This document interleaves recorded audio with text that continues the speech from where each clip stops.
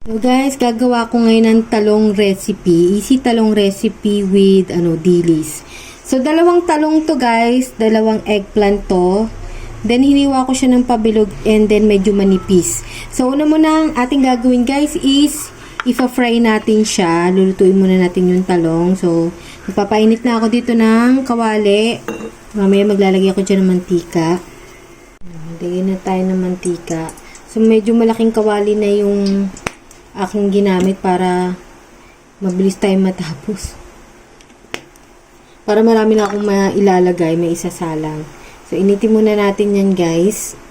So, ayan, mainit na yung ating mantika. Lagay ko na yung talong.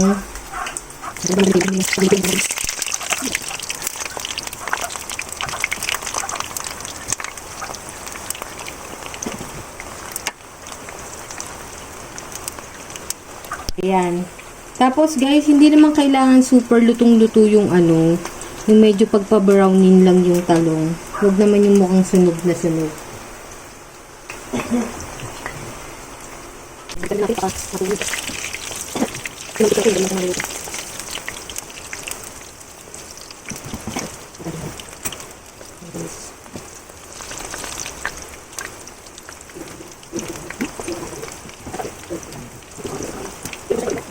Guys, luto na siya.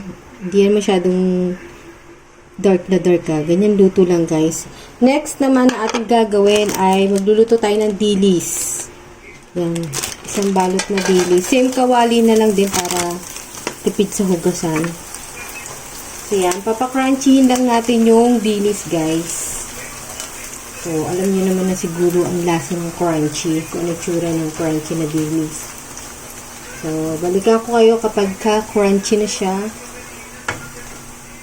So, ayan na guys, yung aking dilis. Crispy na siya guys. Set aside muna natin.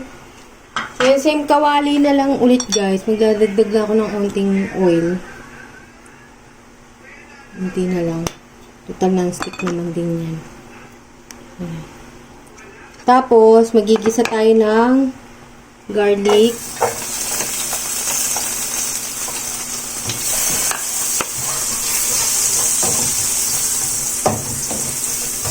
Pa-browning lang muna natin yung garlic guys.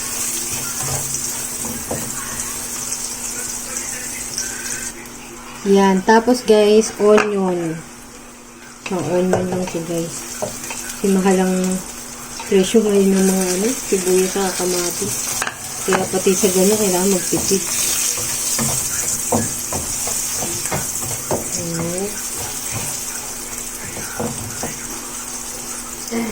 Tapos yan, kamatis, tomato, 2 pieces to na tomato.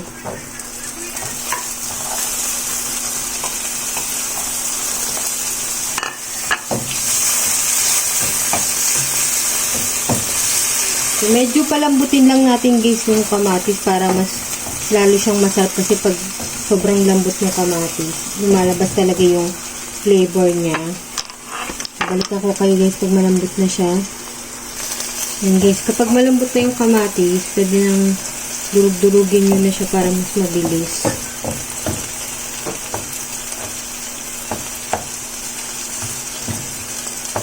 Mas malasa talaga pagka lutong-luto siya.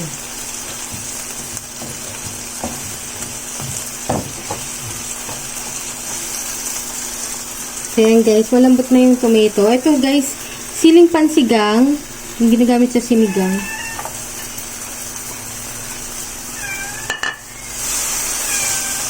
Liwa ko lang siya.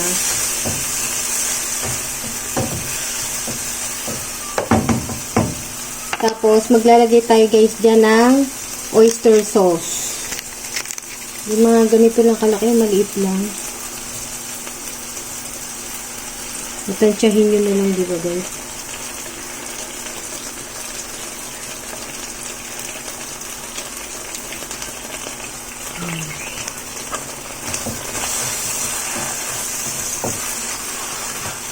Medyo inaano na lang din yung apoy. Tapos, kalahating kutsarang asukal para medyo mag-balance naman siya. Sugar.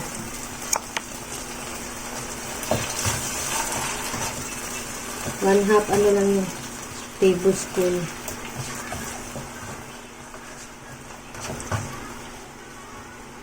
Ayan.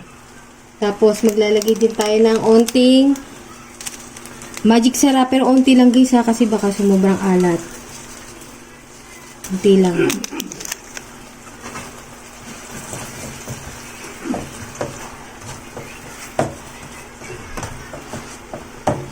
Hintayin lang natin medyo mag-combine na yung mga ingredients. Tapos tikman natin kung anong lasa niya.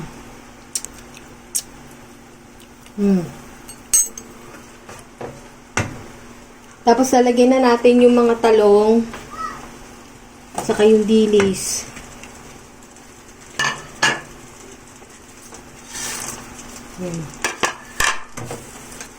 Dahan-dahan lang yung pag-mix kasi delicate na yung talong na malambot na. So, dahan-dahan lang.